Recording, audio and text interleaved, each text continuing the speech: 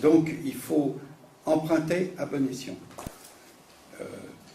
On a des conditions favorables d'emprunt, mais que vraisemblablement ces conditions vont perdurer pour les mois qui viennent au moins, vraisemblablement pour l'année 2016, largement. Donc le recours à l'emprunt, s'il était nécessaire, se ferait dans de bonnes conditions pour nous, mais si le recours à l'emprunt n'est pas nécessaire, et compte tenu quand même du volume d'investissement, on pourrait se dire j'emprunte 7 millions et je rajoute quasiment 4 millions dans l'investissement. Bon. Sauf qu'à un moment donné, ce n'est pas le tout d'inscrire des millions d'investissement, il faut les faire. Et quand je dis il faut les faire, c'est-à-dire que réellement, physiquement, pour déjà investir 22 millions, entre les services, les appels d'offres, les machins, ça turbine. Donc, de rajouter encore des millions, on peut toujours en rajouter. C'est ce qu'on fait des fois au niveau de l'inscription budgétaire. Et c'est pour ça qu'il ne faut pas non plus avoir des reports qui soient complètement délirants. Hein. Du genre, j'ai prévu 10 millions d'investissement et j'en reporte 8 parce que j'en ai fait que 4 en réalité. C'est ça que ça veut dire. Hein. Bon. Donc, tous ces artifices-là, voilà.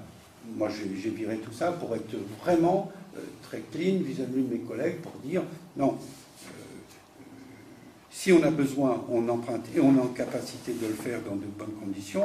Mais aujourd'hui, déjà, si on peut aller jusqu'au bout sur mes 21 millions, c'est très bien. L'objectif étant qu'à la fin de l'année, on ne soit pas dans une situation où justement, compte tenu du passage à la nouvelle agglo, on soit pénalisé, je dirais, par les projets et les financements qu'on veut mettre en œuvre. Ça a bien aidé l'effet que les impôts locaux ont augmenté, notamment la taxe d'habitat.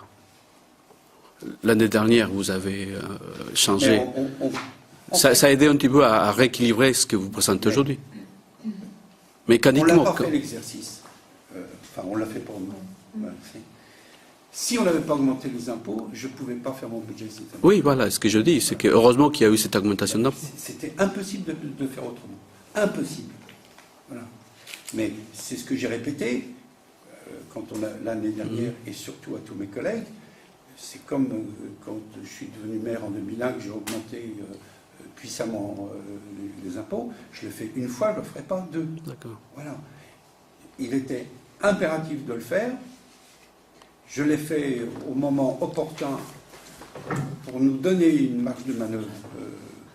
On a justifié, et cette année on le voit bien, rien que sur la projection qu'on avait faite l'année dernière de la baisse des dotations de l'État, du FPIC et autres. On est encore au-dessus, je dirais, de ces ponctions. Voilà. On a encore plus d'1 million de plus de ponctionnés. Donc si on n'avait pas augmenté les impôts l'année dernière, on était dans l'incapacité de faire un budget cette année. Et donc l'investissement qu'on voit, les 21 millions, eh bien, serait réduit comme une peau de chagrin. D'accord.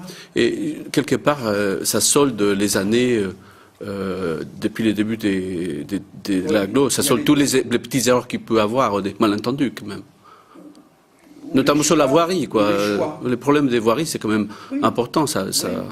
Ou les choix. Parce qu'à l'époque, pour ça je vous reprends dans vos propos, c'est pas forcément une erreur. À l'époque, ça a été voté par tout le monde. Oui. C'est ce que je rappelle aussi à mes collègues. N'ayez pas la mémoire courte, hein, les gars. Hein. Moi, le premier, j'ai voté. Donc, si j'étais pas d'accord, je l'aurais pas voté. Donc, on l'a voté parce qu'on était d'accord. Bon.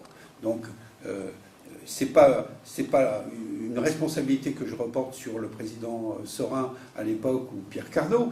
C'est collectivement qu'on a décidé de faire.